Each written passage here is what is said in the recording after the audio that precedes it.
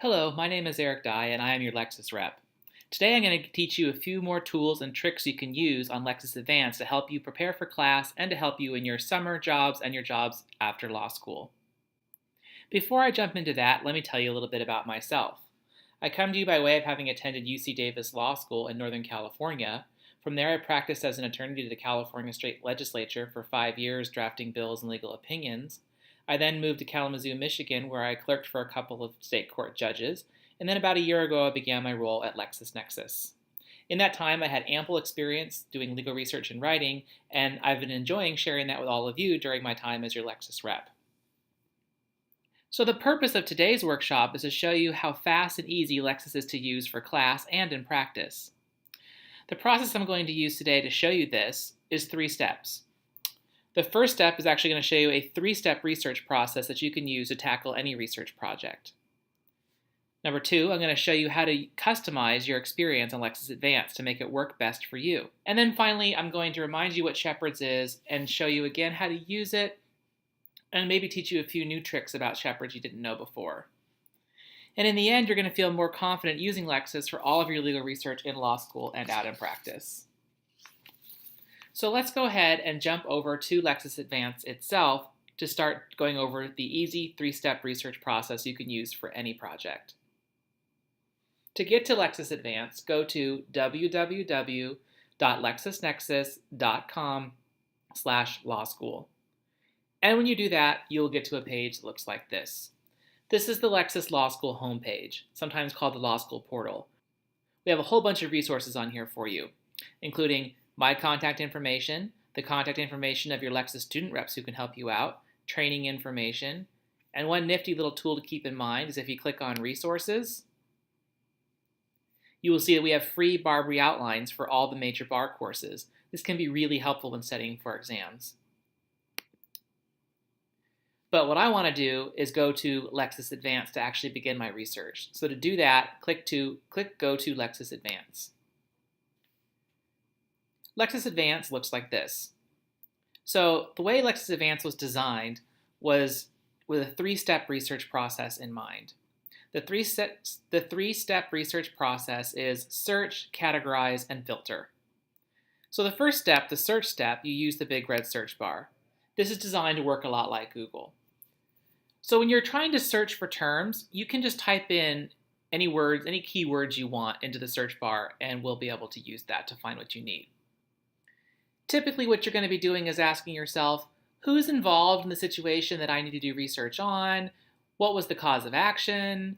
What was involved? These are the kind of things you're trying to think about. So if a supervising attorney asks you to do some research for a brief that she's writing in a negligent entrustment case, and the case involved a parent being accused of negligent entrustment in the relationship to a car accident that happened, what you're going to want to search is parent, negligent entrustment, and car accident.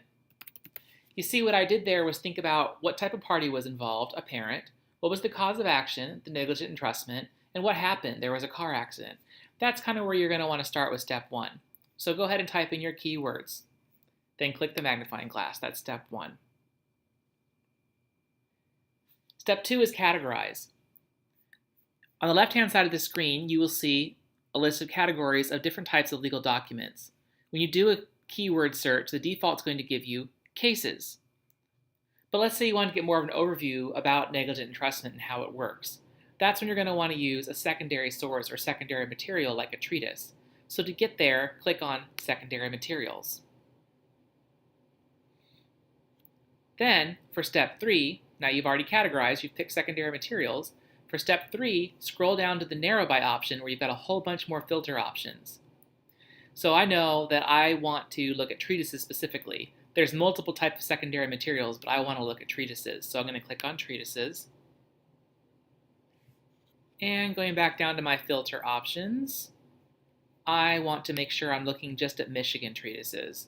So I'm going to click on Michigan. And now, very quickly, having searched my key terms, picked secondary materials, and done a couple of filter options, I'm down to just 14 treatises from Michigan that discuss negligent entrustment in the context of car accidents. So that's the three-step research process: search, categorize, and filter. But going back to the main research page, let me just show you one other way you can tackle a research project. Rather than typing in keywords, you can always use the Explore Content box. This will let you browse rather than do the searching. So let's say you want to browse secondary materials. Go ahead and click on Secondary Materials. And then you can click on Treatises for content type. And then you can click on your jurisdiction, but you can also click on your practice area. So let's say you want to know more about torts because you care about negligent entrustment. Then you can start scanning through some of the torts resources we have for you. And specifically, you might want to pay attention to ones dealing with negligence. To find those, you can go ahead and click on the big red search bar at the top there and search for those treatises talking about negligence or even negligent entrustment. So going back to the main research page, keep in mind the three-step process: research, categorize, and filter. But don't forget you can browse using Explore Content. So item 2 on today's agenda is how to customize Lexis Advance to work for you. So to demonstrate that, I'm actually going to look up a case. I'm going to look up the Brown versus Board of Education case. To look up a case, you can quickly type in the citation into the big red search bar. Remember, a citation is really like the address where the case lives. The first number in a citation is going to be the volume number where the case is published. The middle part is going to tell you which reporter the case is published in. U.S. Supreme Court cases are going to be U.S., indicating that they're in the U.S. reporter. And then finally, the number at the end is going to be the page number where the case starts in the reporter. We use the numbers in Lexis Advance as just a quick, specific way to look up a case. Then go ahead and click on the magnifying glass. And here we have Brown versus Board of Education. So a few things to note. With each case, remember, we're going to give you a case summary that's going to give you, it's like a case brief. It's going to tell you the procedural background, the key facts and law, and what happened. Also remember, we've got head notes here for you.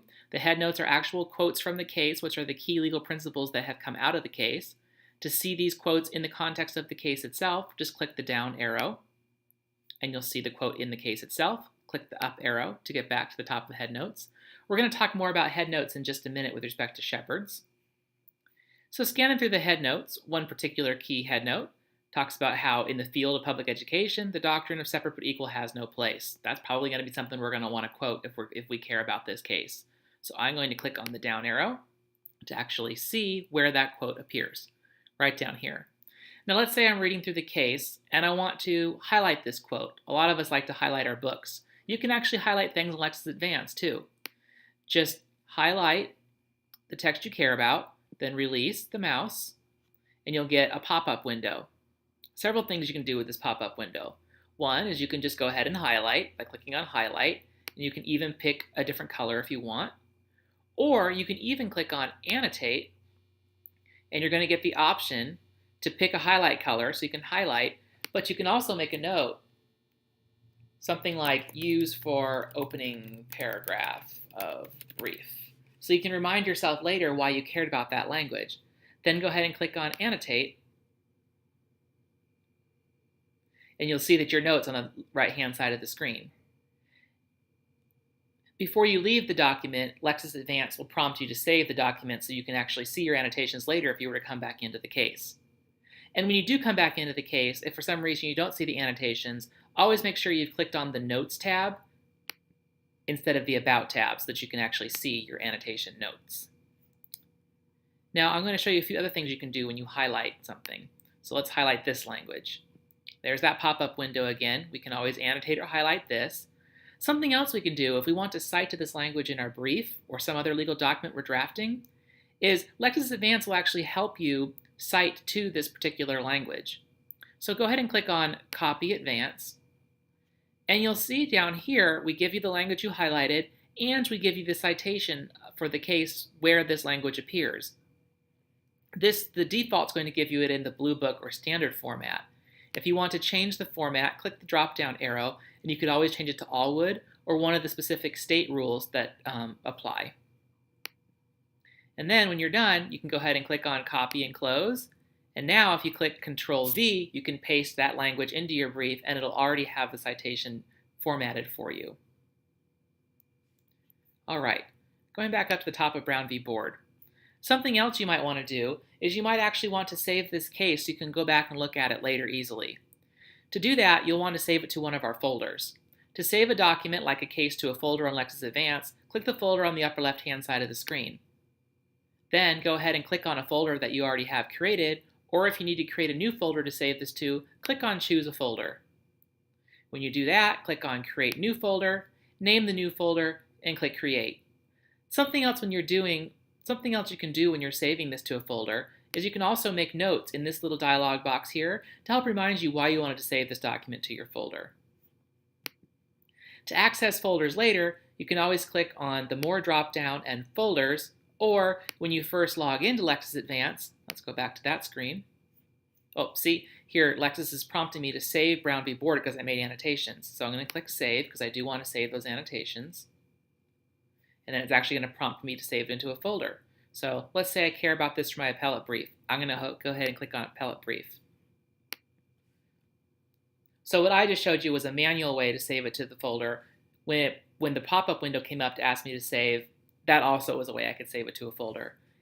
And either method I use to save a document to a folder, to access the folder, I can click on the More drop-down and Folders, or when I first log into Lexis Advance, you'll always see a list of your folders, and then you can click on your folder to access the document.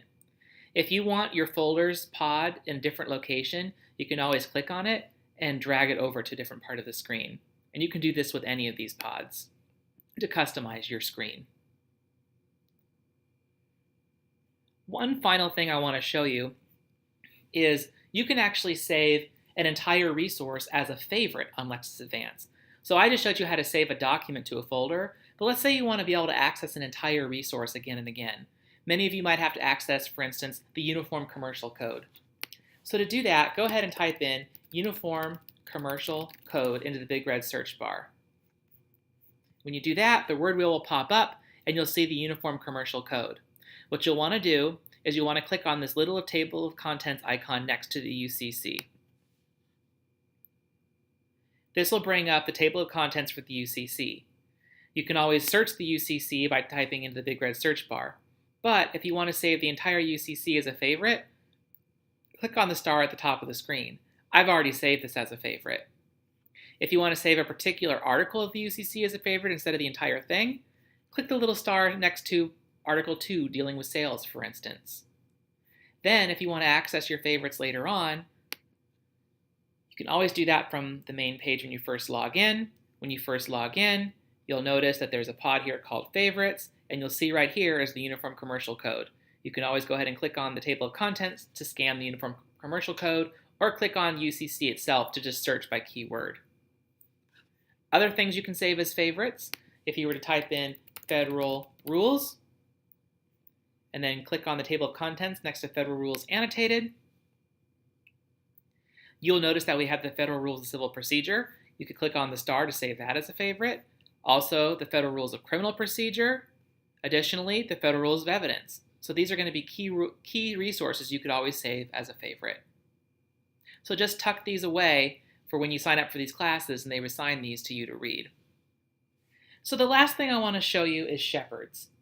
Many of you have probably had some of my Shepards trainings before, but I just want to review it here today and maybe teach you a few new tricks about Shepard you didn't know before. Shepards is really the gold standard in the legal industry, and we at Lexis are very proud to be the exclusive provider of Shepards. It's the original citator, and it's been around for 140 years, so you have 140 years of experience behind you when you use Shepards. You really use Shepards for two reasons. One, to validate your research, and two, to expand your research. So a lot of times people talk about Shepardizing a case. What they mean is they are trying to figure out if their case they want to cite to is still good law. The way Shepards works in a nutshell is if you're looking up any document on Lexis Advance and you Shepardize that document, Shepards is going to find every other document that cites to that document. The way that works for figuring out if your case is good law or not is if you look up a case on Lexis Advance and you Shepardize that case, Shepards will find every other case that cites to your case. And then Shepards actually organizes how those other cases treated your case that cited to your case. So, if another case were to overturn your case, obviously they would have had to have cited to your case, and Shepards is going to give you a heads up about that negative treatment. So how does this actually work? Let's use the case of United States versus Lee as an example. So I'm going to type in the citation for this federal appellate court case and then click the magnifying glass.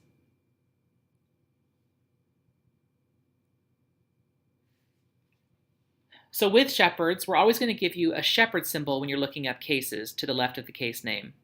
If you hover over the symbol, we'll tell you what it means. What the symbol is doing is it's telling you what is the worst way that another case out there has treated your case. So with the United States versus Lee, the red stop sign indicates that there's at least one case out there that has treated our case negatively. If the worst treatment had been positive treatment, then you would see a little green diamond with a plus sign on it. But this is always going to give you the worst. We give you the bad news first. But you never actually stop with the Shepard symbol. That is just giving you a heads up. You have to always actually Shepardize the case. I like to say that's when you actually put your lawyering hat on. So to Shepardize the case, you can click on the symbol itself, or you can always click on Shepardize this document. And when you do that, you will get the Shepard's report, which looks like this. The default is always going to give you all the cases that cite to your document. So here, these are all 22 cases that cite to United States versus Lee. But you can always use Shepards to expand your research out if you want by clicking on Other Citing Sources. And you'll see a bunch of other resources that cite to United States versus Lee. If you want to filter them, you can always click on Law Reviews, for instance, and see the 4 law review articles that cite to United States versus Lee. This can be a helpful way for you to understand what the case is about, because law review articles usually give a nice plain English explanation.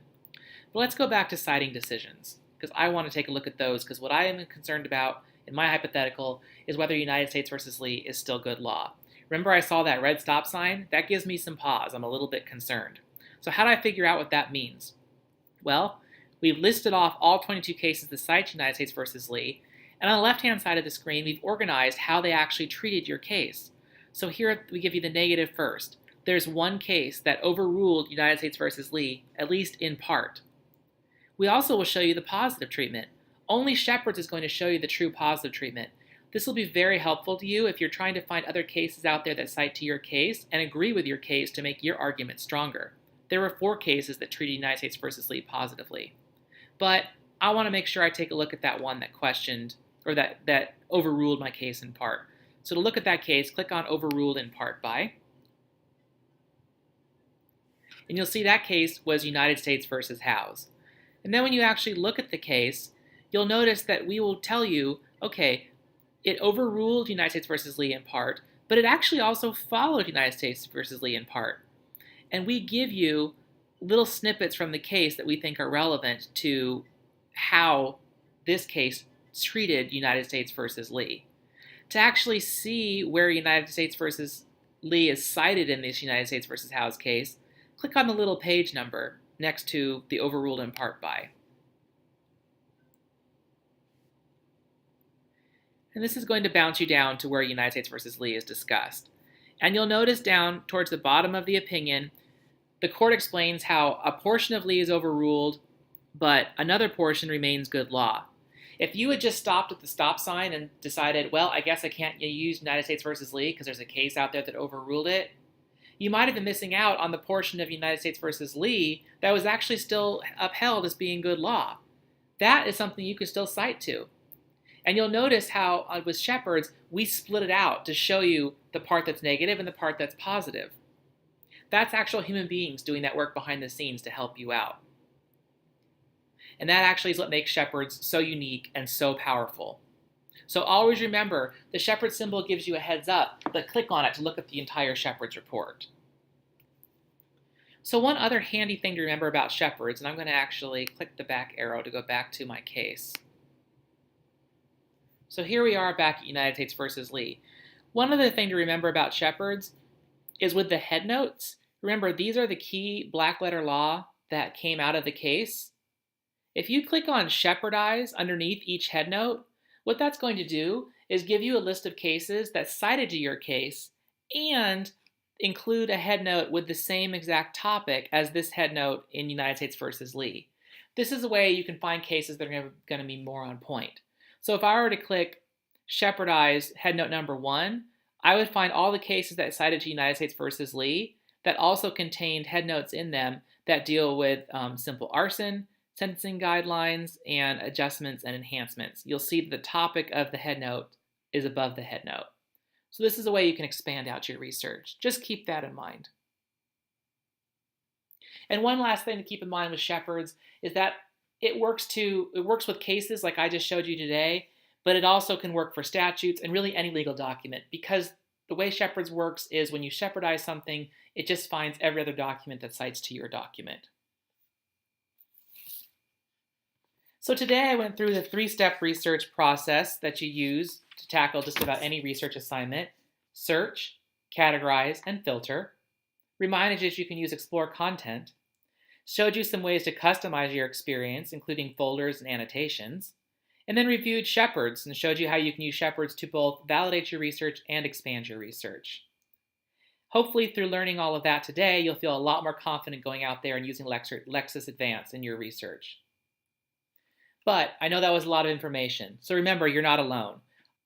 I'm a resource, and you also have a Lexis student rep at your campus. Plus, you can always call our 1-800 number, 1-800-45-LEXIS, 24 hours a day, 7 days a week. Or you can use our online chat by clicking on the More drop-down and then clicking Live Support to chat with somebody. It never takes more than a minute or two to get somebody in the chat room to help you out. And the folks helping you out at the 1-800 number and in the chat room are research attorneys. So finally, make sure you take the quiz associated with this training in order to receive your 400 Lexis points. Remember, it only takes 350 points to get $5 Amazon and Starbucks gift cards. So keep saving those points. Thank you very much, and good luck.